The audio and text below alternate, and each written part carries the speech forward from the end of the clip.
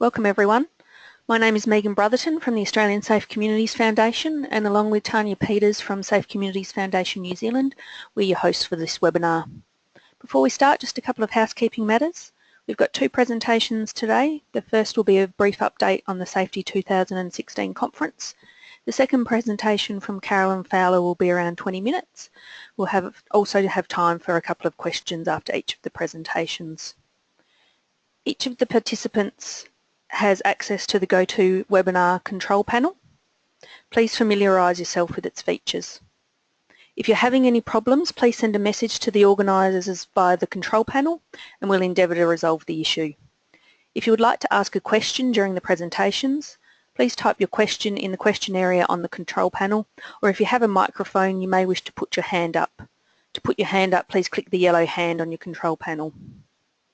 If your question isn't answered, the presenters will provide an email address at the end of their session for you to correspond with them personally. The webinar will be recorded and available for viewing next week. So to our first presentation today is from Tanya Peters and myself, and we're going to be talking to you about an update from the Safety 2016 conference, which was held in Finland in September. Over to you, Tanya.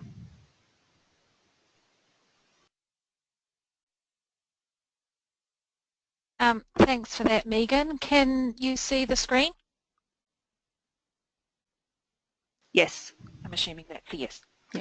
Okay, thank you everybody, and as Megan just introduced, that the Safety 2016 was held in Finland in September of this year, and there was members from the Pan-Pacific community that attended. I'll just minimise this.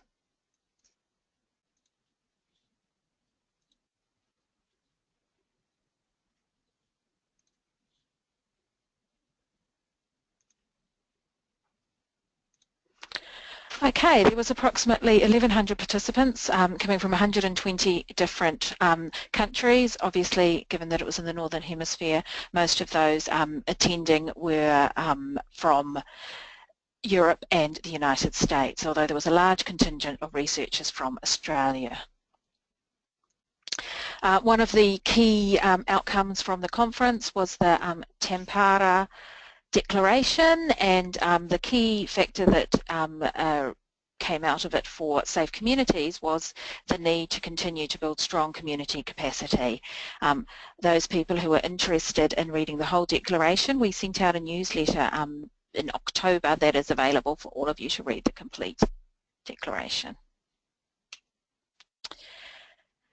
Another strong theme of the conference was the Sustainable Development Goals. On your slide here you will see the development goals and how integrated the violence and injury prevention section of WHO is with these goals. Some of the strategies that WHO has come out with over the sort of past 12 to 24 months has been the Inspire package, which is talking about reducing violence against injury. We're hoping to get Alex Bouchard to do a webinar on this later in the year. It has 7 different strategies it works to prevent violence against children, so look out for that one coming up into the new year. The other big movement forward is that they have got a WHO ambassador for violence and injury prevention, and that is the Bloomberg WHO ambassador, and his role is to mobilise action globally so that violence and injury prevention can be heard. And it is having a big impact, especially in some of the third world countries moving forwards, and the low to middle income countries where they are funding large-scale interventions. Looking at the Sustainable Development Goals, this is just an example of of a Sustainable Development Goal, which is Goal 3, to do with good health and road safety, and this one in particular is the halving global deaths from injuries and road safety and traffic accidents. And this is linking it particularly to our region, which is the Western Pacific region, and there's just an example of how it links to it and what some of the stats are with ours. This is another example of a Sustainable Development Goal. This one is related to safe and affordable drinking water, but you can also look at this goal and have a link of it to violence and injury prevention, although the main aim of the goal is to ensure that there is communities have a ability to be able to collect natural drinking water. It also has a spin-off effect for the drowning prevention, which is a big problem within the Western Pacific region, especially within some of the Asian countries and the Pacific countries. I'll just hand over to Megan. Thanks, Tanya. So as you can imagine, for a group that works across the Pan-Pacific network, we don't get the opportunity very often to meet face-to-face, so we took that opportunity and tried to fit in as many meetings as humanly possible. The first one was the coordinating committee met with representatives from the WHO. So we met with Alex Butchard, who is the Prevention of Violence Coordinator, who is based in Geneva, and also Jonathan Passmore, who's the Technical Lead on Violence and Injury Prevention from the Western Pacific Regional Office. So as it says on screen there, we're about, of the 2-year process, we're about 18 months into that currently to gain our official relations, and both parties are extremely happy with our progress to date. At the end of this 2-year period, will be needed to submit a formal application, and at this stage it's anticipated there'll be no obstacle to the approval of the application. So once we achieve that, the accredited safe communities in the network will belong to a network that is in official relationship with the WHO. So the Pan-Pacific Network won't be able to use the WHO logo, but we can refer to ourselves as an NGO in official relations with the WHO. So we also discussed how our relationship will allow for future growth of the Pan-Pacific Network, so we're able to bring in more countries and communities as long as they adhere to Pan-Pacific rules and standards. And the WHO also clarified that currently the Pan-Pacific is the only safe community network in the process of establishing those official relationships, but that other networks can apply through that same process.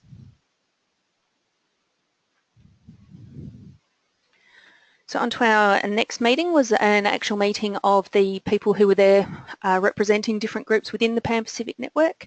So we had people from Kentucky Safe Communities, Dallas Safe Communities, Anchorage Safe Communities America, Australian Safe Communities Foundation, and Safe Communities New Zealand, who the main focus of our meeting was to talk about strategies to improve our communication and information sharing across the network. It was also suggested that rather than the old school newsletters, that we look at using social media and quick email blasts to share information and to direct people back to the Pan-Pacific website. We're also in the process of establishing a Pan-Pacific Network Facebook page. We also had a couple of observers from the Japanese Institute for Safe Communities who attended the meeting, and they were just seeking to learn how our network was established and how we work together to create our network. Then on to the International Safety Media Awards. So the Pan-Pacific Network was pleased to sponsor the awards, which were announced at the closing ceremony. The awards have been presented since 2008 and continue to generate great interest. There were 96 submissions, of which included multiple pieces of media, and they came from all over the world. A special mention to some of the winners that were in the Pan-Pacific region, which included some Dry Driver campaign, Planning for Emergencies campaign, Injury Prevention on the Road print ad, and some ultra short video winners and more. So you can check out all of the winners on the Alaska Injury Prevention website page.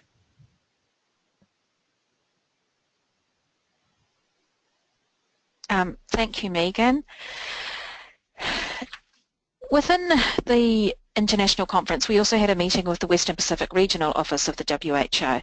This gentleman you can see in the bottom right-hand side, Jonathan Passmore, is our regional focal point contact person for WHO, and he wanted to start an informal network of practitioners from all the regional countries who were interested in supporting violence and injury in lower middle income countries.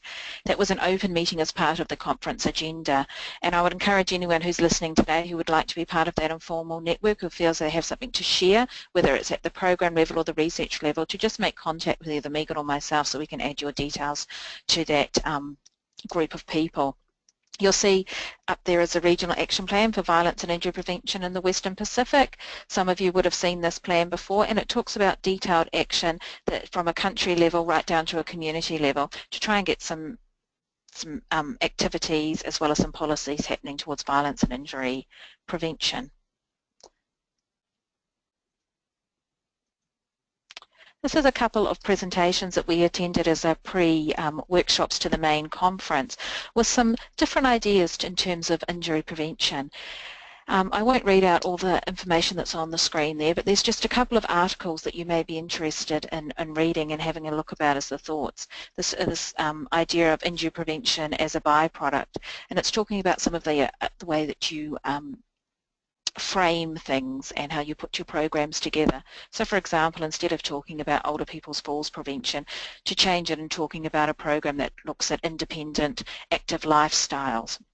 So that's quite a new concept that's come out, and that's had some research done around it and ideas, and that's one that we'd like to expand on next year, looking towards our national forum that we hold and having some more in-depth debate and discussion with communities and where this idea has worked for them in the past.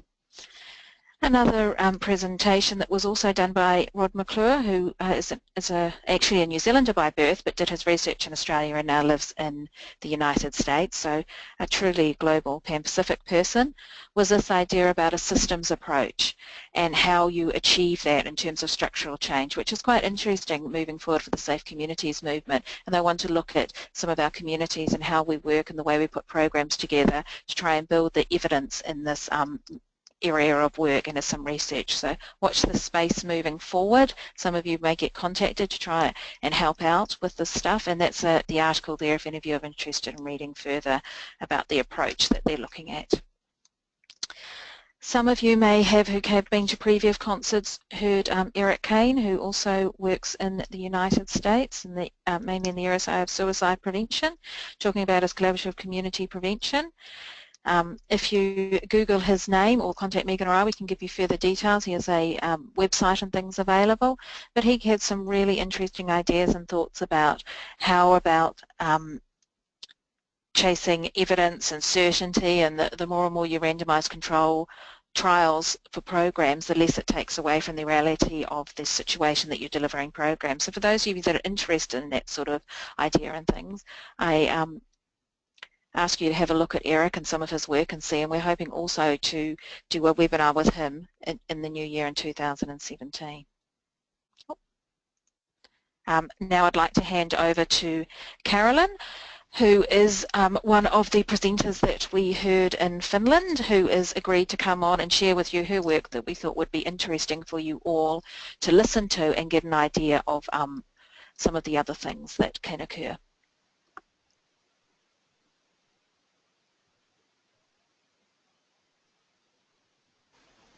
Well, thank you, everyone. Let me see if I can get this show as a slideshow.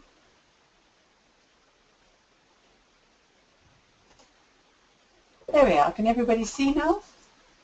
Well, thank you very much, Tanya and Megan, for offering me this opportunity to share the talk that I presented in Tampere, Finland. And having watched your presentation just now, your conversation about the approaches that resonated with you from a Safe Communities perspective, I think that this matrix that I'm going to share today is hopefully going to be a practical tool that will help you with the work that you do. I'm not sure that any of you have heard the term multisexual humility before, and that is because I made it up. So let me start by sharing a definition of it. It's obviously mine.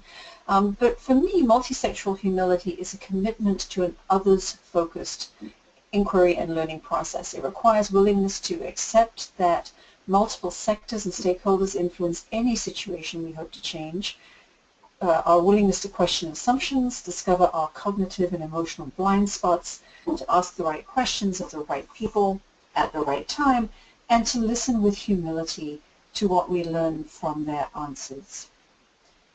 So the question then is, why bother? Why did I develop this multisexual humility matrix, and what was the incentive for it? And let me just start by saying that this was not designed as an academic exercise. This was really something that was designed for real-world injury prevention and violence prevention practitioners. I'll tell you a little bit more about the history as we move forward, but I've spent much of my career standing between the academic world and the practice world, and I felt that a lot of the analytical tools that we use in academia really didn't honor the complexity of the communities in which we do business. And so I wanted to just start by laying out the complexity of the work that we do. The first layer of complexity is the etiological complexity. That is, the causes of injury aren't a simple, organism. They're complex, biological, psychosocial, environmental, and so we have to understand the layers of complexity, both to understand the injury and also to look for the opportunities to intervene and promote health as well as safety. There are levels of complexity within our intervention choices, so that we know that maybe we need to change knowledge, but changing knowledge is not enough to sustain behavior. So we may need to improve access to resources or services. We may need to build the capacity for enforcement of policy. There are all sorts of options. We may need to design safety equipment. And then all of us deals with very different socio-political complexity. And that is one of the things that is a problem when we think about just best practice or model programs, because the model program is designed in a context, and we may be in a very different context from the one in which the design happened. We all know about the resource challenges, whether it's working with different people, the technological issues, being able to communicate effectively, the never-ending financial challenges that we face. However, here's a bit of good news, in that I think that one of the things we don't identify often in our work without being prodded with a matrix such as this are all the unidentified opportunities. And when we learn to look into our communities, we find, yes, we find gaps, yes, we find risks, yes, we find deficits. However, we also find resources. We find that there are non-traditional partners potentially willing and able to work with us. And if we look deep enough and early enough, we may find shared interests and cross-cutting benefits. So, for example, working on a walkable community, or the example that was shared earlier, working on access to safe drinking water and protecting water resources, may also have the cross-cutting benefit of reducing drowning risk in the women and children who collect that water. The other reason for developing multisexual humility is to overcome the illusion of knowledge.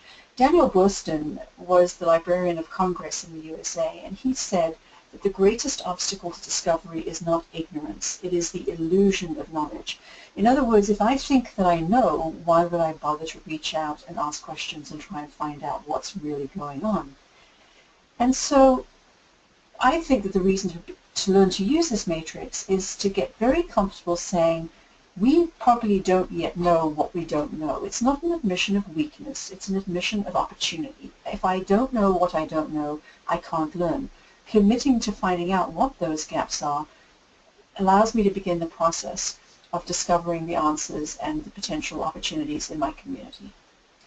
So the history may be interesting to you. This is a multisexual influences matrix, and the first was about 10 or 12 years ago. I began to realize that the Haddon matrix really does work best for acute injury, and it's much less effective when we try and use it to understand, say, underlying or cross-cutting issues. So we may know what the mechanism of a motor vehicle crash is, or a pedestrian injury, but when we try and understand, say, the issues around access to alcohol, for example, those are much more complex and nuanced than really suits the Haddon matrix.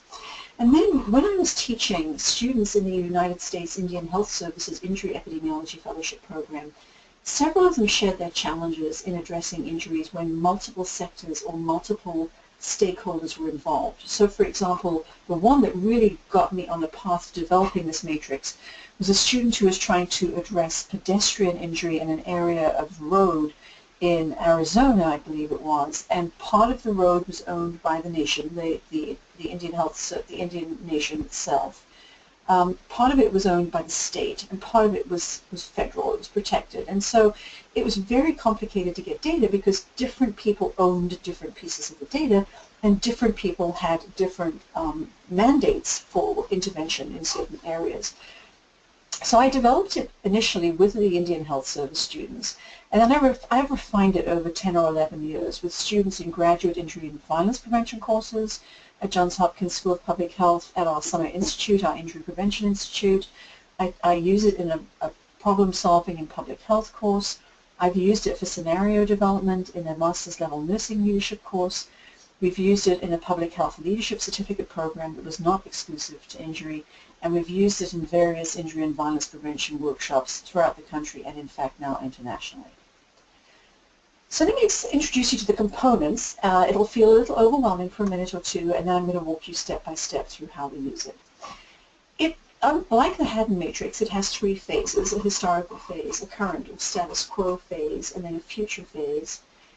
We have to develop overarching issue statements and phase-specific statements. So what is the issue that we faced historically, what is it that we face currently, and what is it that we will face moving it forward. We recognize multiple levels of social influence, and these can either be sectors, as in educators or emergency responders, or it could be actually down to the level of certain individual stakeholders who hold power and influence. Sometimes we call these the gatekeeper stakeholders. It considers physical and built environmental factors, and it also considers product or policy factors. And each of these is customizable to your specific community or context. Don't get panicked by looking at the whole big picture here, but realize that we start by asking a series of questions, and I'm not going to say where we start. Let me just read you the questions for each of the phases. So as we begin to think about an issue in the current time, we're wanting to say, what are the factors that are influencing the status quo for this sector or stakeholders? So we know from our professional perspective what we think the factors are that influence this. But when we say that, we think police feels this way, or engineering feels this way, another member of the community feels this way, we're actually just guessing and assuming. And so therefore, this is a process of disciplining ourselves to really identify the questions that we need to ask of our partners. Don't assume ever that there's consensus in a community about the need to change. And in addition to thinking about the people who are actively opposed to us, sometimes we need to think about who are the people who just benefit from preserving the status quo and do nothing moving forward or moving backwards. The issue, though, is that we can't assume there's no history. When we try to change something in the present, we must discipline ourselves to say, how did we get to this current situation? And not just how did we get here as a whole community, but how did each of these stakeholder groups get to this current situation or this current position that they hold? What is the history of the problem? Is there a history of previous attempts? Because one of the examples I learned of was my colleagues in the Indian Health Service were really struggling in one community to have intimate partner violence screening in the hospital accepted. And this was puzzling them because other hospitals in this same nation were accepting it. So it wasn't specific to this particular American Indian group, because there had been broad spread acceptance of the screening up to this point. And what I asked my student was, I asked her to go back and say, what happened here? Because given the resistance, my sense was there was something that had happened here. And in fact, what had happened was that they had been the first hospital in this nation to adopt intimate partner violence screening. But the physical environment was not suited to private screening, and so somebody had overheard a young woman talking about her husband's treatment of her, and she was almost beaten to death subsequent to her discharge. And so the community had said, this is too risky, we can't possibly go forward with this. And so their resistance was rooted in a negative history with the screening.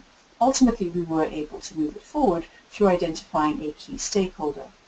But then, as we think about what it is that we have to do and how we move it forward, we need to be thinking proactively about what are the factors that will influence the adoption or sustainability of our intervention or our policy. And what are the things that we could learn about and do now in this current phase that would help us anticipate and plan for the opposing forces? And those of you who've done policy work understand this very, very well. So how do we go about completing the matrix? We start by identifying the issue that we're analyzing.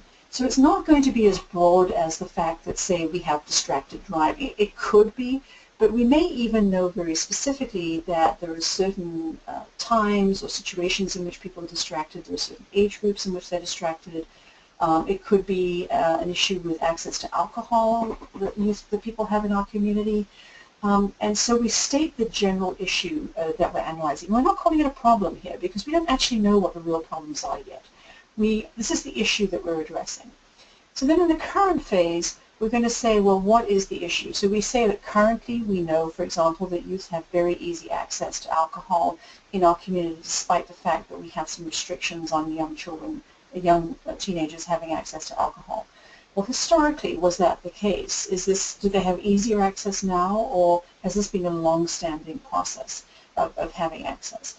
And then similarly, as we move forward, obviously our goal is not to ban it completely, but we need to think about what would a reasonable situation relative to alcohol, access to alcohol, look like.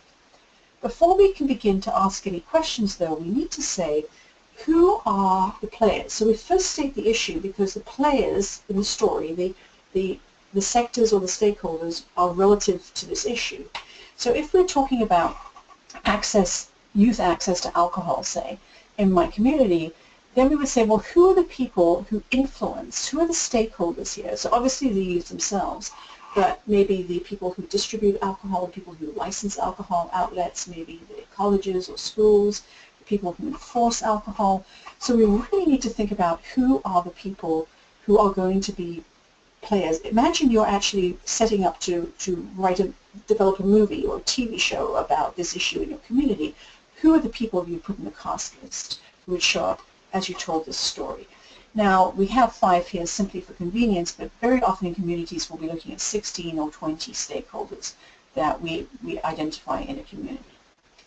And so once again, once we've identified the stakeholders, for each of them, for each of the people, we'll now have labeled, given a name to level 1, level 2, level 3. So it could be the students, it could be the alcohol board, it could be the police. We would say, well, what are the factors that are influencing the current status quo about this organization's response to youth access to alcohol? Which of them are modifiable? And then we do it for the history, and we do it for the future. You may say, well, how could I possibly do that? I don't know. I would be guessing if I were to ask and answer those questions. And this is exactly my point. And this is why I think Safe Communities is just such a perfect group for pioneering the use of this work in your region. Because I recommend collaborative completion of Multisexual Influences Matrix. What I do is I try to bring stakeholders together, either in person or virtually with a conference call or a Skype call, and we will say, well, we're facing a challenge, say, with youth having access to alcohol. And collaborative completion of the matrix allows us to have what I call inquiry-focused conversations. So as a group, we sit and say, well, who do we think the people are who are involved? And then we could actually ask of, say, police or emergency responders, school leaders, and so on, what they think about these issues, what they think could be done about them, what the challenges are they think exist within their organizational setting. But it allows people to not be challenged as the adversary. It allows people to contribute different perspectives and contribute insights, and it allows us to challenge the assumptions we may have about each other, about each other's perspectives, about each other's willingness to do the work, or frankly about each other's availability to do it. And so often historically, when we in injury and violence prevention design interventions, we've done all this thinking. We make a decision about what needs to be done, and then we go and ask our partners to help us. But that's kind of, frankly, rude, because we're asking them to do something that is ours. When we are other-focused and we welcome them into this collaborative completion of the process and the collaborative identification of potential intervention points, then this response truly becomes ours or our communities, and it's completely consistent with the values of the Safe Communities approach to injury and violence prevention. So then why do we fill it in using questions? Well, for many years we filled it in just with, we think this is what they know, we think this is what we need to find out. But we found that people had a hard time stepping into this place of humility where they were genuinely trying to learn what other people thought about this issue or what other people could do.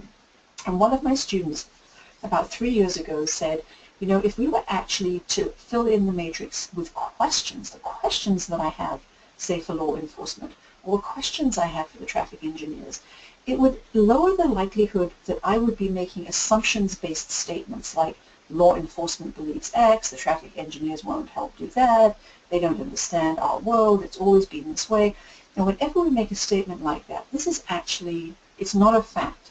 And so one of the great goals I have with teaching people to use this matrix is to move us from a place of assumption-based decision-making to a place of inquiry and then information-informed decision-making.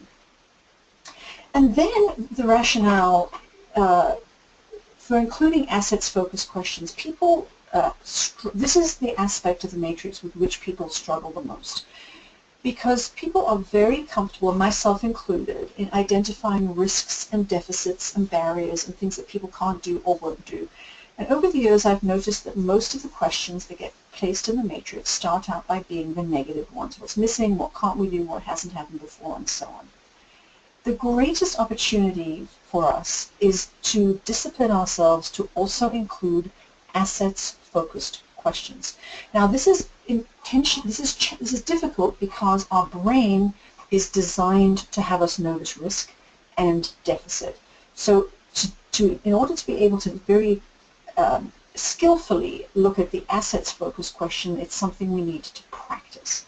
So, for example, questions such as, is it possible that in this community, given these same resources and these same belief systems and these same policies, we have kids who are not accessing alcohol, are not at risk of alcohol-related injuries? What is it about them, given that they're in the same setting? We will also find that within organizations, we always have positive outliers. We always have the greater collaborators. There are things being invested in health-related work in communities.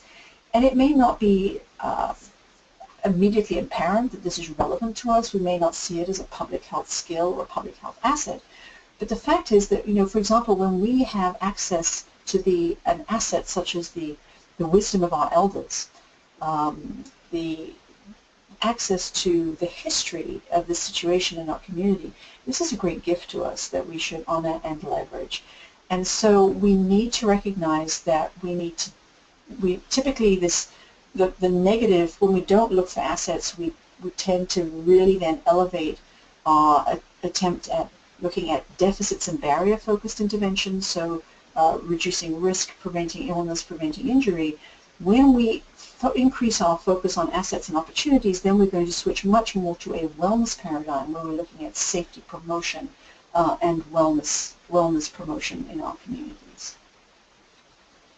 How have we used this? We've used it in many, many situations. So I use it personally to teach critical thinking, because critical thinking is thinking that we question, when we question assumptions and go into the thinking expecting that we may be wrong.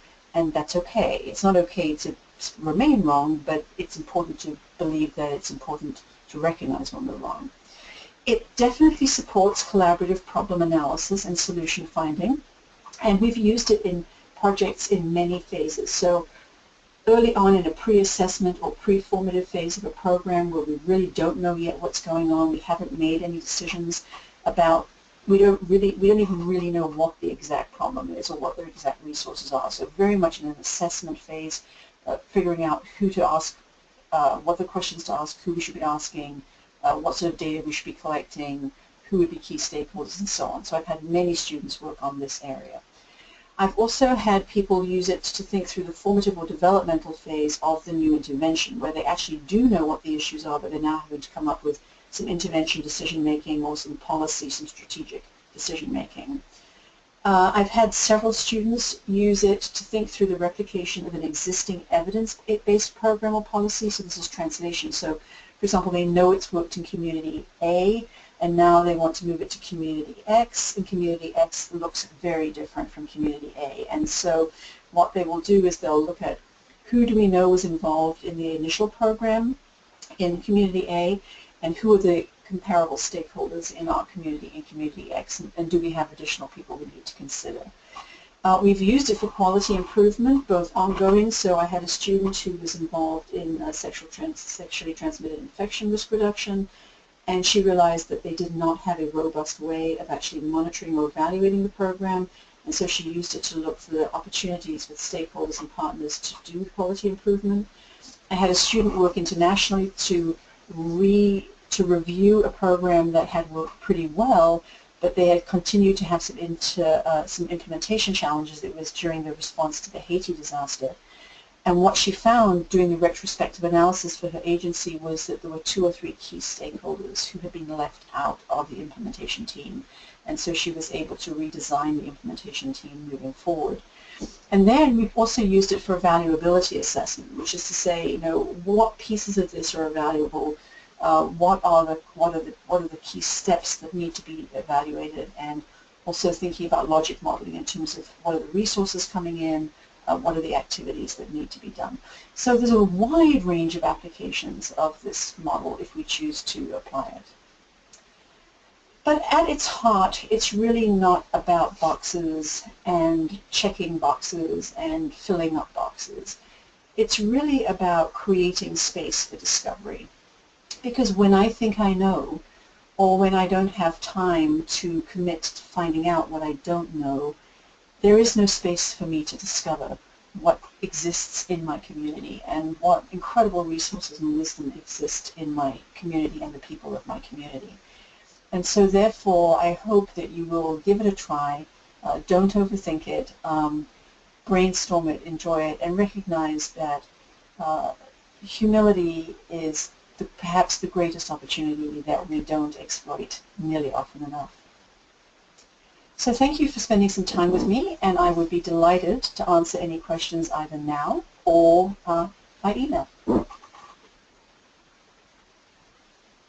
Thanks, Carolyn. That was great. And I think, as you said, you gave great examples of the application of the matrix and how it can be used with our programs in safe communities. So if anyone has a question that they would like to ask now, let me put your hand up, please, or ask the question in the question box. If not, we will assume that you will all contact Carolyn directly.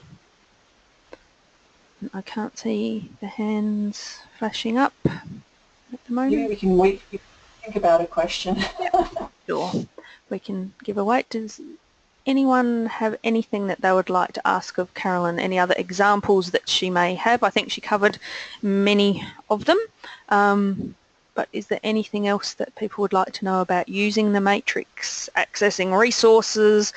If Carolyn can provide any training that we've spoken about maybe for 2017, if anyone's got anything they would like to ask. Everyone's being very shy today by the look of it. Well, maybe I can tell you a real story about something that happened when we used this matrix. We were applying for a grant. It was a wellness program where we had to have, it was really about safe and healthy communities, but it was more from the healthy community perspective. And there were pieces of this grant application that were really challenging to us because they required us to have access to data about children's BMI and all sorts of things. And when we contacted the school said, oh no, we can't give you that. The school health people said we can't give you that. The health department said we don't have that. But what we did was we brought together a group of people to do this collaborative thinking about this issue and what it would take to both deliver these programs but also meet the requirements, the funding agency's requirements. And while we were having, we had brought the nurses and the health people together, but we'd also brought the phys ed people. And the phys ed people said, really, we can give you the data because we're not allowed to collect BMI. The health suite's not allowed to do it because people are sensitive about a weight, here. But they say, but we have mandatory phys ed, and at the beginning of each semester, we take the children's height, weight, we look at their cardiovascular fitness, we look at their flexibility, we look at their strength, and at the end of the semester we gather those data again to see how well they've done through the semester. They're de-identified, but we can show you changes in cardiovascular fitness, flexibility, strength, and BMI. And so the fact that we had the people at the table meant that we didn't have to invest in that part of the program. There was also another part of the program that required us to invest resources to send somebody to Atlanta to be trained to administer the youth risk behavioral factor. I forget the exact analogy acronym, but it's basically the behavioral risk factor surveillance system for youth. And the people from the school system said, oh, don't worry about that. We sent somebody for that training last year, so we have someone certified in that for the next 5 years. So that's another place you don't need to invest.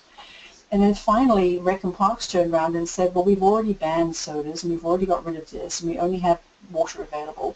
So we realized that there were all sorts of things going on that had already moved us along the pathway to our goal, but also there were several things that were required in terms of the grant that we just plain didn't have to do because they've been done already. So huge time and resource saver for us, and that was purely a function of doing this collaborative planning together. Thanks, Carolyn. That's a really good example, particularly for Australian communities who have difficulty accessing lots of the data. So I think that's a great example of looking at different ways of accessing those things. Still no hands up, so I will thank you on behalf of all the participants, Carolyn, for your time, particularly in your evening, and hopefully you will get an email from anyone who has any questions that they would like to ask you. So just a reminder that the webinar has been recorded. It will be available early next week, and please feel free to share this with your colleagues. So we're encouraging you to complete the survey at the end of the session or in the follow-up email, as we're now planning for 2017 series. So please let us know the topics that you'll find most useful. And finally, thank you to all of our participants for being part of this webinar today. Enjoy the rest of your day. Thank you. Thank you.